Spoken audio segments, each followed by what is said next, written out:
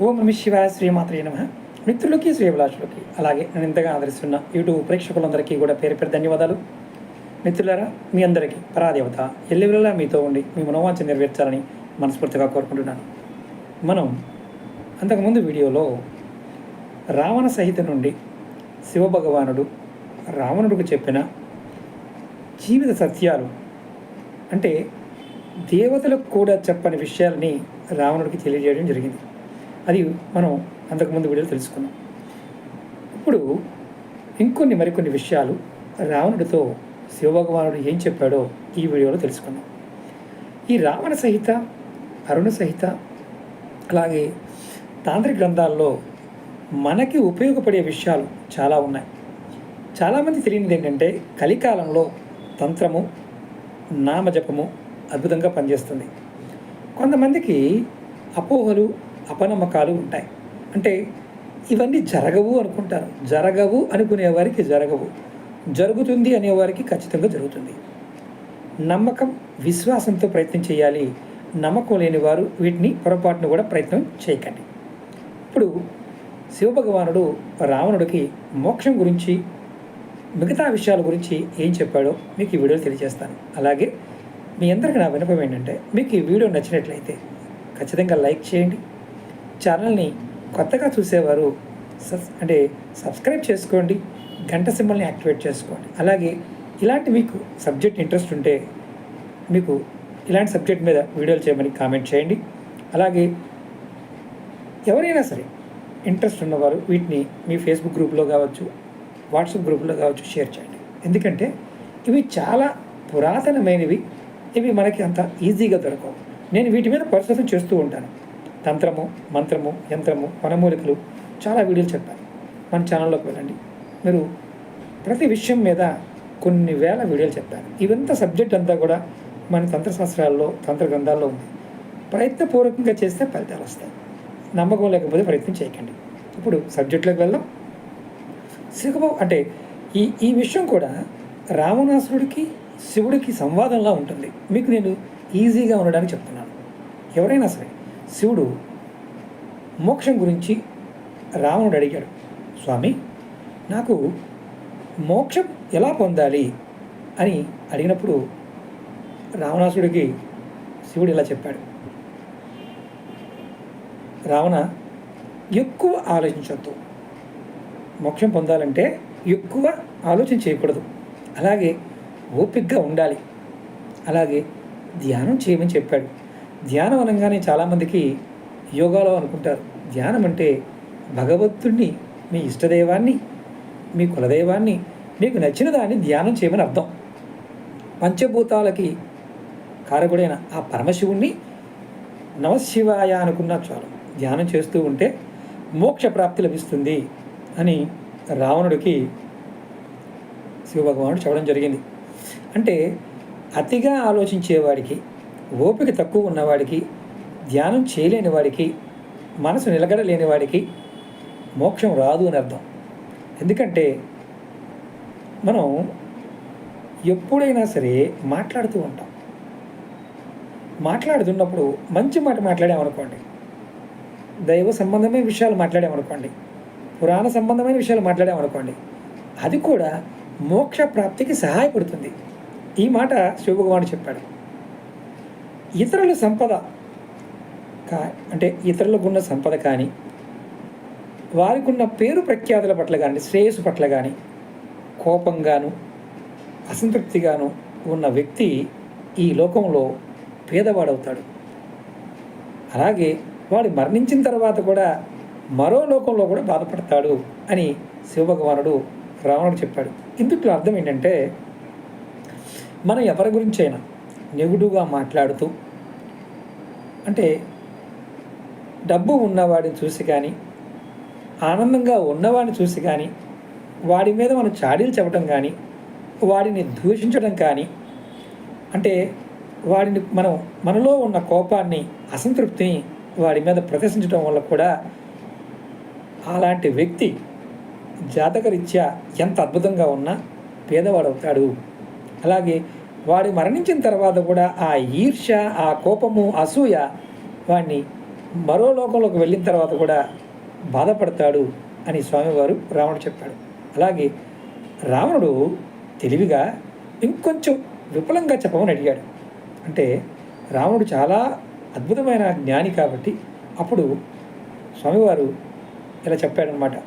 ఒక వ్యక్తి తన యజమాని ఆజ్ఞల్ని పాటించకపోతే దానికి తను బాధపడతారని శివుడు అన్నాడు. ఈ విషయం చాలామందికి అర్థం కాదు. అంటే అర్థం ఏంటంటే మనం ఒకరి దగ్గర పనిచేస్తున్నాం. పని చేస్తున్నప్పుడు మన మనస్ఫూర్తిగా ఆ వ్యక్తి చెప్పిన దాన్ని పాటించాలి. అలా పాటించకపోతే ఈశ్వరుడు బాధపడతాడు. అంటే మన ఆత్మసాక్షిని మనం చంపుకున్న వారం అవుతాము అని దాని అర్థం. అలాగే ఇప్పుడు రావణుడు అంటున్నాడు, స్వామి, ఆ వ్యక్తి ఎవరైతే యజమాని ఉన్నాడో సంఘ వ్యతిరేక కార్యక్రమాలు అంటే మనం చేయకూడని పనులు మనకి అప్పగిస్తే ఏం జరుగుతుంది అని అడిగాడు.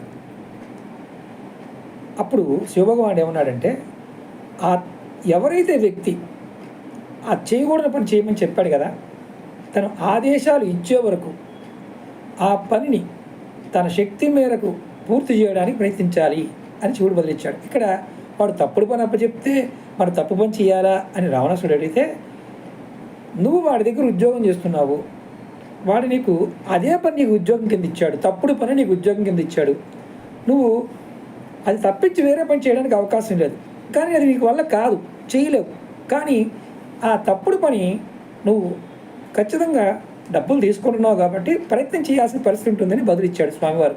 అప్పుడు రావణుడు అడిగాడు, మరి ఇది తప్పు కదా, ఆ తప్పు పని చేయడం వల్ల ఆ పనిలో విఫలమైతే మరి ఏం చేయాలి, అది తను చేయలేకపోతే ఏం చేయాలి? అప్పుడు స్వామివారు చెప్పిన మాట ఏంటంటే, ఆ వ్యక్తి ఎవరైతే చేశాడో తన తప్పుని దేవుడికి చెప్పి క్షమాపణ కోరుకోవాలి అని శివుడు వదిలించాడు. ఇక్కడ అర్థం ఏంటంటే, మనం మన వృత్తిలో ఉన్నప్పుడు కొన్ని తప్పుడు పనులు చేస్తాం. అది మన పైన అధికారుల వల్ల కావచ్చు, మనకున్న పరిస్థితుల వల్ల కావచ్చు, తప్పు చేస్తాం. ఈ తప్పు చేసి మనం కవర్ చేసుకొని ట్రై చేస్తాం. అది తప్పు అని మనం దేవుడి దగ్గర క్షమాపణ చెప్పాలి అని శివుడు చెప్పాడు. అంటే అర్థం ఏంటంటే, మనం దేవుడికి చెప్పుకోగలిగితే ఖచ్చితంగా ఫలితం అనేది పొందుతాం. అలాగే ఇంకొక గొప్ప విషయం చెప్పాడు స్వామివారు.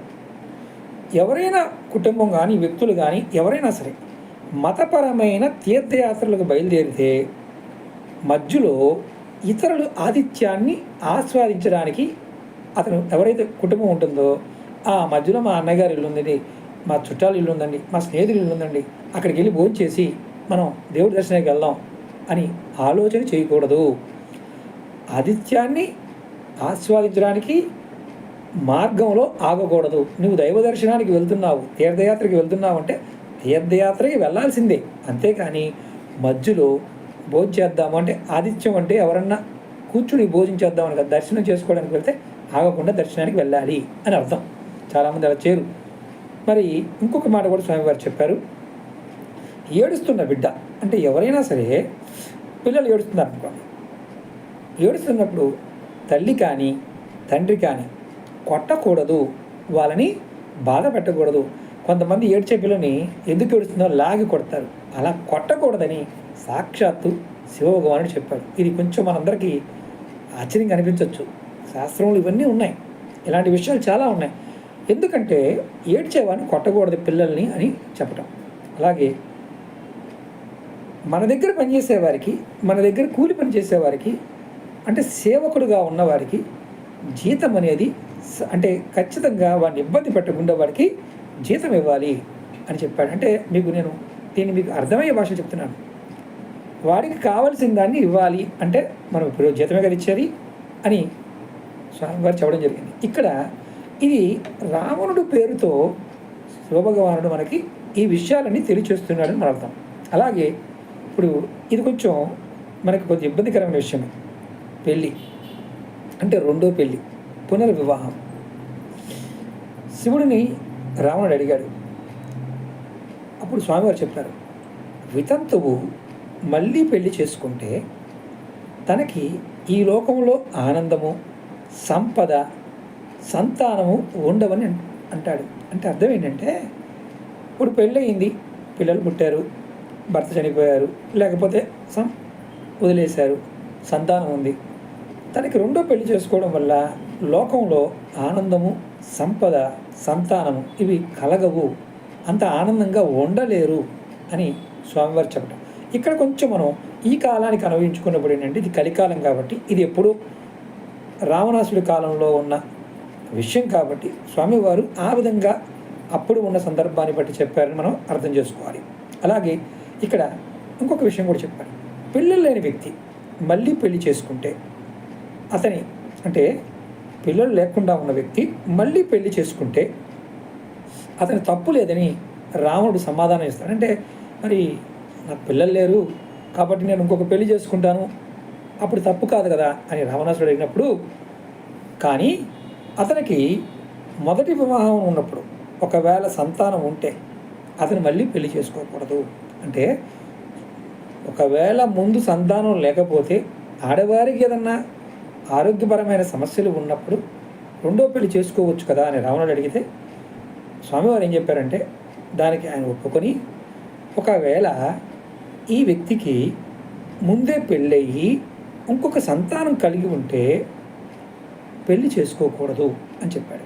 అలాగే శివుడు ఇలా అన్నాడు, రావణ, ఈ సంభాషణని మనసులో ఉంచుకునే వ్యక్తి, జాగ్రత్తగా వినండి, ఈ సంభాషణని మనసులో ఉంచుకునే వ్యక్తి ఈ లోకంలో అలాగే పరలోకంలో కూడా ఆనందాన్ని పొందుతాడు. మరియు అతని నిస్వార్థ స్ఫూర్తితో మరియు సంతోషకరమైన మనసుతో దేవుని పట్ల తన విధుల్ని నిర్వర్తిస్తాడు. అంటే ఏదైతే ఈ టాపిక్ విన్నవాళ్ళు ఈ టాపిక్ని నిస్వార్థంగా, మనస్ఫూర్తిగా, సంతోషంగా మనసులో పెట్టుకున్న వారికి దేవుడి పట్ల మంచి విధులని నిర్వర్తించడానికి మార్గాలు ఏర్పాటు చేస్తాను అని స్వామివారు డైరెక్ట్గా మనకు చెప్పడం జరిగింది. ఇక్కడ గమ్మత్తు ఏంటంటే, రావణుడు ఇంత గొప్ప తత్వవేత్త, గొప్ప శాస్త్రవేత్త అయినప్పటికీ మరి సీత విషయంలో అలా ఎందుకు చేశాడు అంటే, ఆయన కర్మకారకత్వమైన నవగ్రహాలని బంధించాడు, నవగ్రహాల మీద పట్టు సాధించాడు. ఆ నవగ్రహాలు అందరికీ ఇచ్చే కర్మల్ని ఒక రావణుడికే ఇచ్చారు. ఊరి పాపం అంతా రావణుడికి తగలడం వల్ల తన జ్ఞానం, తన బుద్ధి మందగించింది. అతిగా అంటే శక్తివంతమైన అతిగా ఉన్నవారు ఖచ్చితంగా స్త్రీ వ్యామోహంలో ఉంటారు అని రామాయణంలో ఉన్న ఒక అర్థం. ఇప్పుడు మనం మామూలు కాలంలో కూడా చూస్తూ ఉన్నాం. అలాగే ఈ రావణ సహిత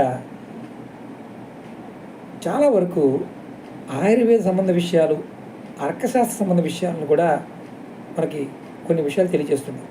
రావణుడు చాలా రాశాడు పుస్తకాలు, అర్కశాస్త్రం కూడా కనిపెట్టాడు. తన భార్య కోసం మండోదరి కోరిక మేరకు కుమారతంత్రం అనే ఒక తంత్రాన్ని రాశాడు. అలాగే ఉడ్డీస తంత్రం అనే ఒక తాంత్రిక గ్రంథాన్ని కూడా రాయడం జరిగింది.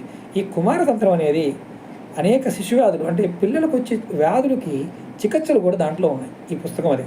మీరు ఎవరైనా సరే రావణతంత్రం చదివిన వారు ఖచ్చితంగా కామెంట్ చేయండి. ఇక్కడ రావణతంత్రంలో ఒక అద్భుతమైన విషయం చెప్పారు. అంటే ఇందులో ఈ పుస్తకాల్లోనే ఒక అద్భుతమైన ఒక వర్ణన ఉంది. ఎవరైతే గొడ్డు మాంసం తినడం వల్ల మానవులకి 98 కొత్త వ్యాధులు సంక్రమిస్తాయి అని రాశాడు రావణుడు. ఎవరైతే బీఫ్ తింటారో వారికి 98 కొత్త రకాల వ్యాధులు సంక్రమిస్తాయి అని రాశాడు. అంటే అర్థం ఏంటంటే, భవిష్యత్తులో మనకి కొన్ని తాంత్రిక గ్రంథాల్లో మనకి మాంసంలో గొడ్డు మాంసం అంటే బీఫ్ తినే వాళ్ళకి ఎవరికైతే ఉంటారో వారికి కొన్ని జాంబీస్ సంబంధించిన వ్యాధులు వస్తాయని సైన్స్ చెప్తుంది. అది మనకి ఈ ప్రెడిక్షన్స్లో కూడా చాలా పుస్తకాల్లో ఇవి రాయడం జరిగింది. ఇది రావణుడు కూడా చెప్పడం జరిగింది. కాబట్టి ఎవరైనా ఈ మాంసం తినేవారు, గొడ్డు మాంసం తినేవారు ఎవరైతే ఉన్నారో వారు తినడం తగ్గించండి. అంటే తినడం ఆపలేరు కాబట్టి తినడం తగ్గించండి అని నా విన్నపం. అలాగే మీకు మరిన్ని విషయాలు, రావణ సహిత విషయాలు, మీకు తాంత్రిక ఉపాయాలు తెలియచేస్తాను. అలాగే మీకు ఈ వీడియో నచ్చినట్లయితే లైక్ చేయండి, ఛానల్ని సబ్స్క్రైబ్ చేసుకోండి. పక్కనే ఉన్న గంట సింబల్ యాక్టివేట్ చేసుకొని 10 మంది మిత్రులకి ఈ వీడియోని షేర్ చేయండి. ఓం నమః శివాయ. శ్రీమాత్రే నమః.